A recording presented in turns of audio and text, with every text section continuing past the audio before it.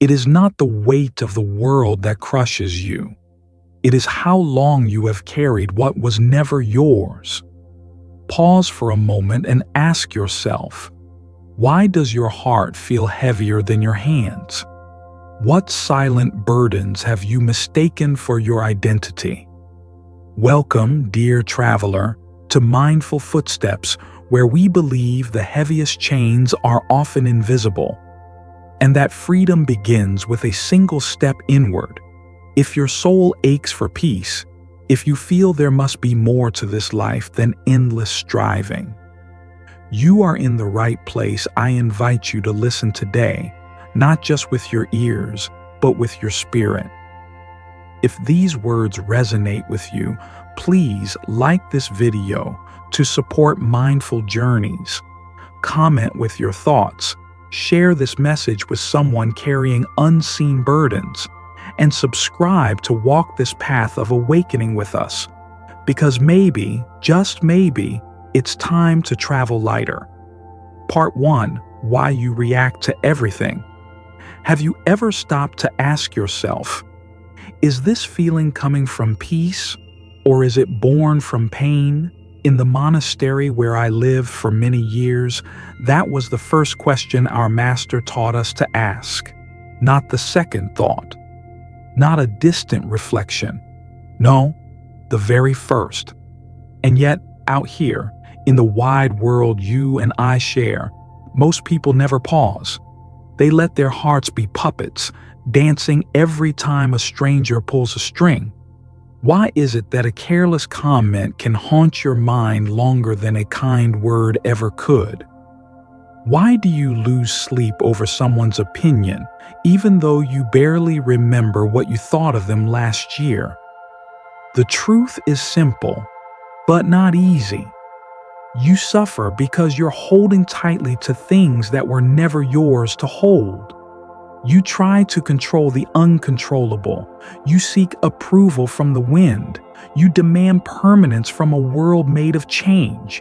Even the most powerful among us, people like Abraham Lincoln or Oprah Winfrey, have faced misunderstanding and criticism.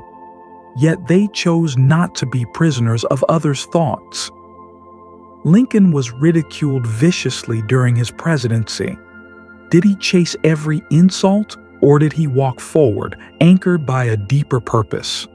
Ask yourself, who controls my peace today? Is it mine, sovereign and silent within me? Or have I given it away for the price of a passing glance or a careless word? There is an ancient story whispered among the monks. A young disciple, crushed under the weight of gossip and slander, approached the master and wept. They mock me. They wound me with their words.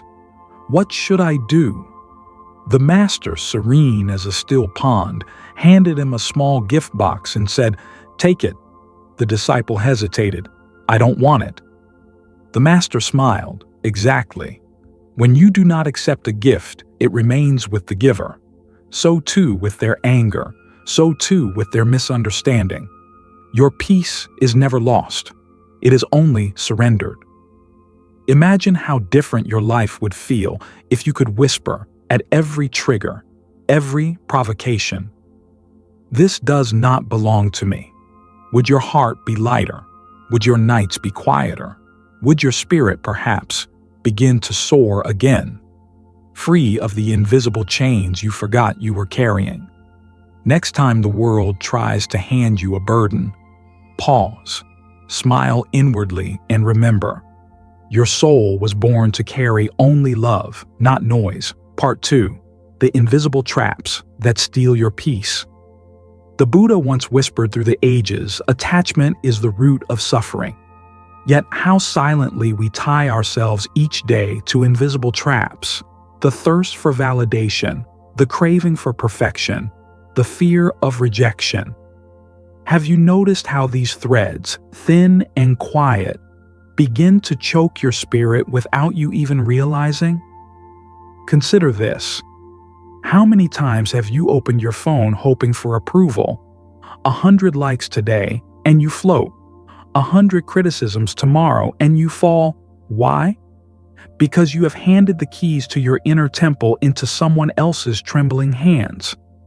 Let me ask you, who holds the strings of your happiness today? Is it you? Or have you given them to strangers who barely know your soul? Even great minds have faced this. J.K. Rowling, the woman behind Harry Potter, was rejected by 12 publishers before one said yes. Imagine if she had let the rejection chains bind her heart. Would we ever have known the magic she was carrying? There's an ancient teaching. A traveler, weary and restless, approached a monk master. "How do I find peace?" he asked. The monk smiled, handed him a cup of clear water, then scattered a handful of dust into it. "Now drink," said the monk.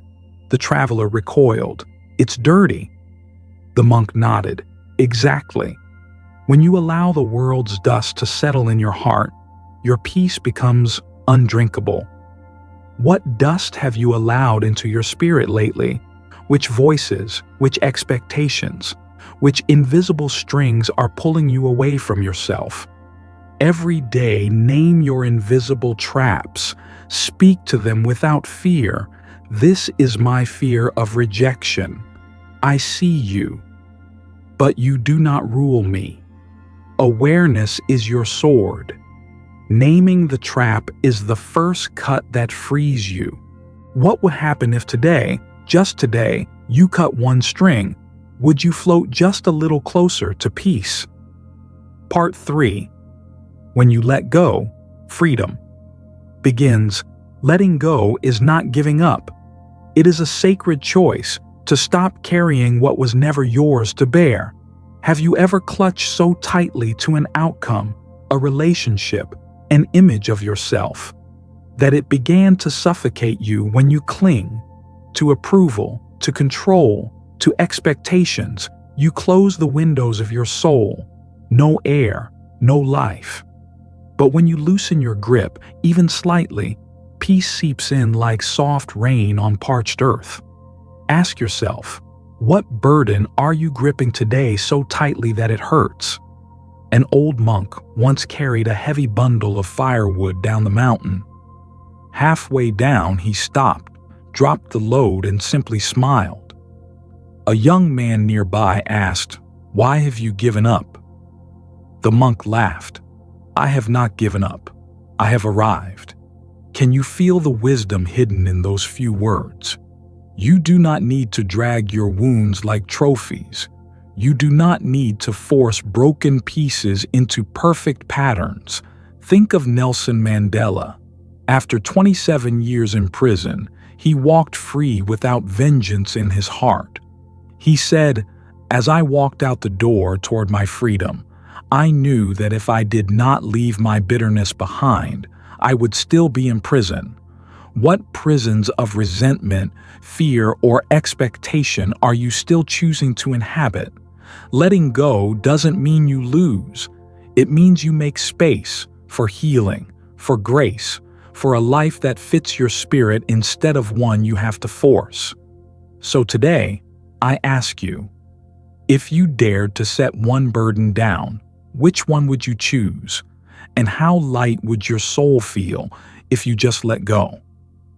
Part 4. You are not your thoughts. Have you ever believed that every thought in your mind was telling the truth?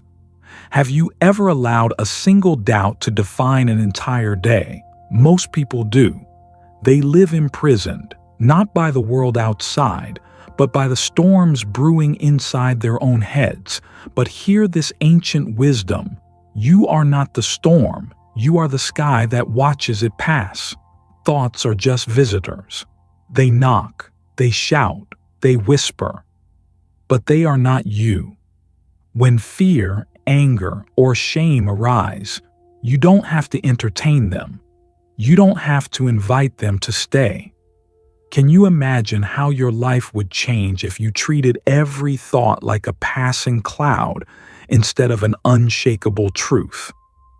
Albert Einstein once said, "The intuitive mind is a sacred gift, and the rational mind is a faithful servant. But when the servant runs wild, When you mistake every story the mind spins for reality, you lose your way. In the monasteries, when a novice was overwhelmed by dark thoughts, the master would say simply, "Sit by the river, watch the water, let it pass. Do not grab it, and so must you. When a storm rises inside you, step back.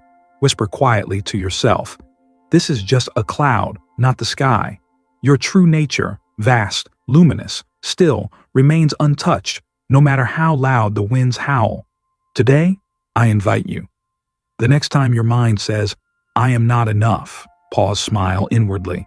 And remember, the sky does not shrink just because the clouds are dark. You are the sky, you are infinite." Part 5. Do less, but with full presence. Have you ever ended a long day feeling strangely empty, despite being busy every moment? Have you ever wondered why your soul feels more exhausted than your body? You are not tired because you have done too much. You are tired because too much of what you do does not nourish your soul. We live in a world that worships busyness, that confuses motion with meaning. But Buddhism teaches simplicity is power. Presence is the true currency of a fulfilled life. Doing fewer things, but with your full attention, brings depth where there was only distraction. Look at Steve Jobs. He famously wore the same outfit every day, not because he lacked style, but because he refused to waste energy on what didn't matter. He preserved his mind for what did. What if you treated your life the same way? What if you guarded your focus as fiercely as a king guards his crown? Ask yourself right now, what 3 things today truly align with my peace and my purpose? Not 10, not 20, just 3. Imagine how different your spirit would feel if you gave those 3 things your full heart. And let the rest fall away like autumn leaves. There is a Zen saying, when walking, walk. When eating, eat. What would your life feel like if you truly lived one moment at a time, fully present, fully alive? Today, choose less, but pour into it more, and watch how your weary soul begins to glow again. Part 6. Let go of expectations and drama. Have you ever wondered, is it the event that wounds you or the expectation you carried into it? Most suffering does not come from life itself. It blooms from the silent expectations we weave around it. You expect kindness, fairness, recognition. And when life doesn't deliver, your spirit fractures. When someone is rude to you, when a cherished plan crumbles, when a door you prayed for remains closed, ask yourself, am I hurt because of what happened or because of what I expected? Expectation is an invisible rope around your peace. The tighter you pull, the more it cuts. Think of President Theodore Roosevelt. He once said, "Comparison is the thief of joy, but comparison is born from expectation." The belief that life must match a script you wrote without consulting reality. Imagine walking through a forest expecting every tree to be straight and every flower to bloom on command. Wouldn't you miss the wild, perfect beauty of nature simply as it is? Life is not here to meet your demands. It flows freely, stubbornly, wondrously. And the less you resist, the more it blesses you. There's a teaching among the sages. When the river changes course, the wise man builds a boat, not a dam. Cut the invisible ropes today. Release the silent contracts you've written with the universe. Stop demanding that the waves bow to your will. Accept what is, not because you're weak, but because you are finally wise enough to flow. What expectation can you let go of today to reclaim the peace waiting quietly beneath? Part 7. True non-attachment, not indifference. Have you ever feared that if you stop clinging, you will lose everything you love? Many misunderstand non-attachment as coldness, as indifference. But true non-attachment is not the absence of care. It is the highest form of love. It is loving so deeply that you no longer need to possess. It is showing up fully, vulnerably, beautifully, without demanding permanence.